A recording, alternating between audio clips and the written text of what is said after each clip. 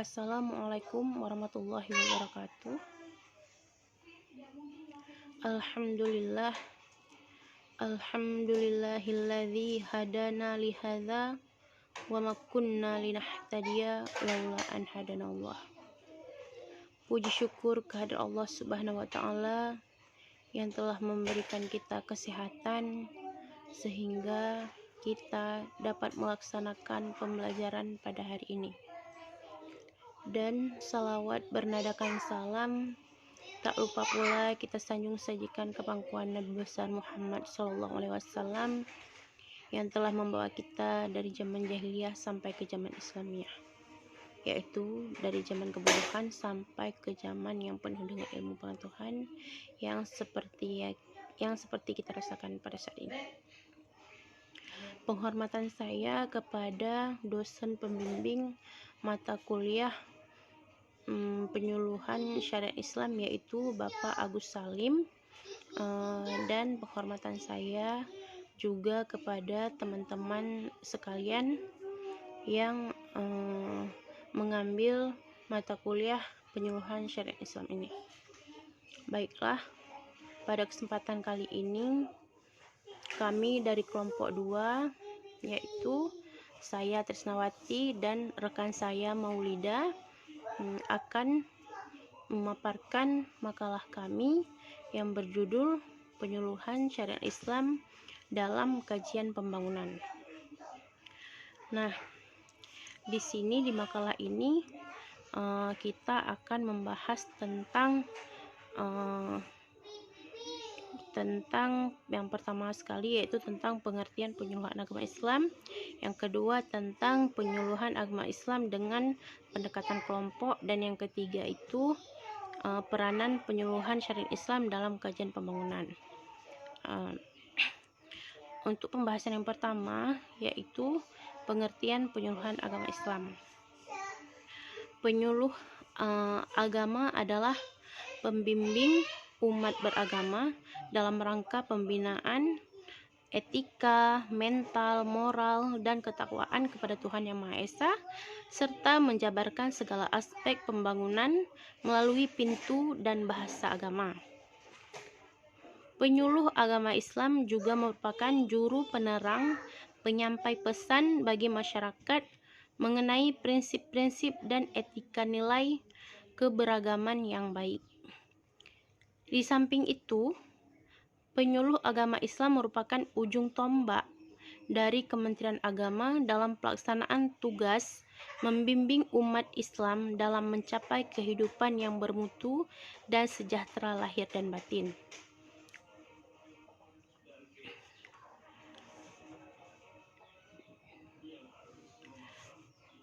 Penyuluhan agama Islam pada hakikatnya ialah terwujudnya kehidupan masyarakat yang memiliki pemahaman mengenai agamanya secara memadai, yang ditunjukkan melalui pengalamannya yang penuh komitmen dan konsisten, disertai wawasan multikultural untuk mewujudkan tatanan kehidupan yang harmonis dan saling menghargai satu sama lain. Penyuluhan agama adalah usaha penyampaian ajaran Islam kepada umat manusia oleh seseorang atau kelompok secara sadar dan terencana dengan berbagai metode yang baik dan sesuai dengan sasaran penyuluhan, sehingga berubahlah keadaan umat itu kepada yang lebih baik untuk memperoleh kebahagiaan di dunia dan akhirat. Melihat dari peranan penyuluh agama Islam sebagaimana yang saya uraikan tadi, maka jelas bahwa tugas pokok penyuluhan agama Islam adalah melakukan dan mengembangkan kegiatan bimbingan atau penyuluhan agama dan pembangunan melalui bahasa agama. Yang kedua, dasar dan tujuan penyuluhan syariat Islam. Penyuluhan agama Islam dengan menggunakan metode pendekatan kelompok. Dalam hal ini, penyuluh berhubungan dengan sekelompok orang untuk menyampaikan pesannya. Dalam pendekatan kelompok ini banyak manfaat yang diambil. Di samping transfer informasi, juga terjadi tukar pendapat dan pengalaman antar sasaran penyuluhan dalam kelompok bersangkutan. Dalam penyuluhan berbasis kelompok atau metode kelompok ini mempunyai beragam teknis. Yang pertama yaitu ada metode ceramah.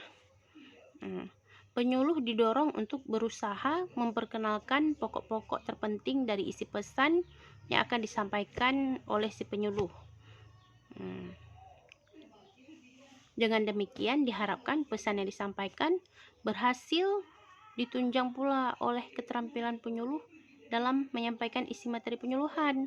Adapun langkah-langkah dalam metode ceramah yaitu yang pertama itu tahap persiapan. Yang menyusun kerangka yang akan hendak diceramahkan dan dapat pula mudah dimengerti oleh penerima ataupun oleh peserta. Selain itu, membuat pokok-pokok persoalan yang akan dibicarakan. Yang kedua, tahap penyajian.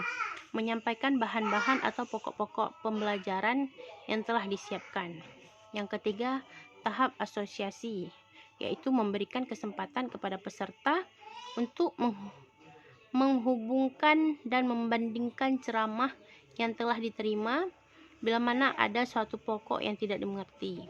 Yang keempat yaitu tahap generalisasi atau kesimpulan, yaitu menyimpulkan isi ceramah, umumnya mencatat isi ceramah yang telah disampaikan.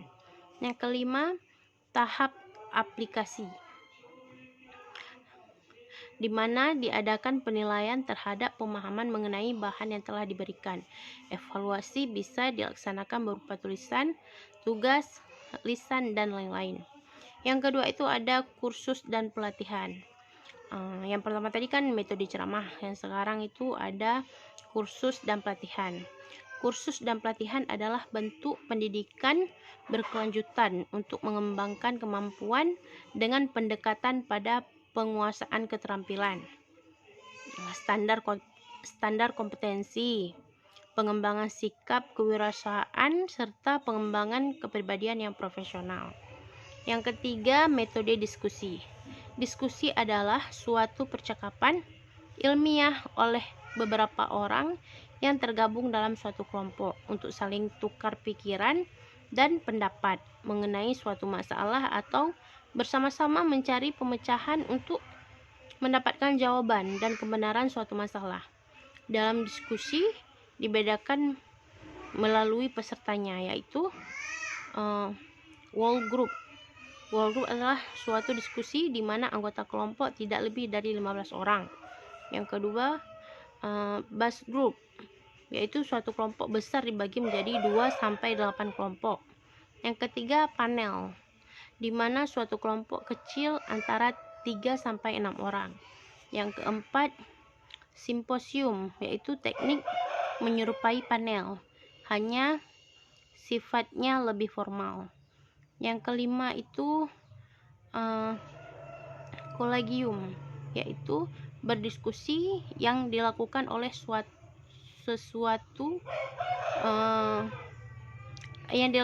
satu atau beberapa orang sumber yang berpendapat dan menjawab pertanyaan tapi lewat pidato. Dan selanjutnya akan disambungkan ataupun akan dilanjutkan oleh rekan saya yaitu Maulida tentang peranan penyuluhan syariat Islam dalam kajian pembangunan. Baiklah, saya Maulida ingin menyambungkan penjelasan yang telah dijelaskan oleh rekan saya tadi, Saudari Trisnawati. Baiklah, di sini saya akan menjelaskan mengenai peranan penyuluhan syariat Islam dalam kajian pembangunan. Jadi, penyuluhan agama Islam memiliki peran yang sangat penting dalam masyarakat sebagai penyambung lidah pemerintah di bidang keagamaan dan turut mendukung untuk menyukseskan program pembangunan di dalam masyarakat. Jadi, tugas pokok dan fungsi penyuluhan syariat Islam sebagai juru dakwah adalah melakukan dan mengembangkan kegiatan bimbingan, atau penyuluhan agama dan pembangunan di dalam masyarakat. Namun, tugas penyuluhan syariat Islam, tugas seorang penyuluh dalam arti sempit tidak hanya melakukan pengajian ataupun melakukan dakwah seperti biasa, namun mereka harus berperan aktif. Mereka harus menjadi motivator untuk meningkatkan proses pembangunan dalam masyarakat agar kehidupan masyarakatnya menjadi lebih baik, agar tatanan dalam masyarakat tersebut menjadi sejahtera untuk kemajuan. Apalagi seiring berjalannya waktu sekarang, banyak perkembangan ilmu pengetahuan dan teknologi yang sangat canggih, maka tugas penyuluh yang diemban oleh seorang dai juga sangat berat. Artinya, seorang penyuluh harus menyesuaikan kondisi.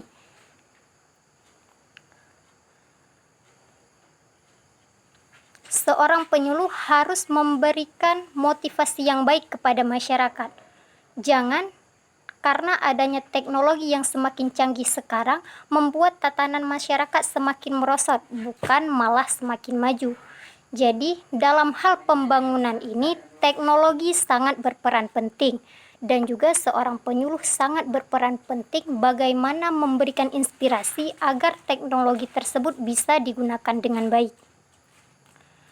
Bila seorang penyuluh mencontoh suri teladan daripada Rasulullah dalam hal pembangunan masyarakat ke arah yang lebih baik, maka ada strategi tertentu yang dilakukan Rasulullah pada saat itu. Strategi apakah? Yaitu seorang penyuluh harus menjadi social researcher, yaitu menjadi peneliti bagi masyarakat. Seorang penyuluh harus terjun dulu ke masyarakat untuk meneliti bagaimana kondisi masyarakat tersebut, agar supaya nantinya setelah meneliti, si penyuluh syariat ini mampu menentukan strategi ataupun bagaimana dakwah yang harus ia lakukan di dalam kawasan tersebut. Tujuannya adalah agar nanti mudah ketika menjalankan proses dakwah, ketika menyalurkan ilmu-ilmu, ketika menyalurkan informasi-informasi yang bermanfaat untuk membangun daerah tersebut ke arah yang lebih baik, maju, berkembang sesuai dengan tatanan syariat Islam.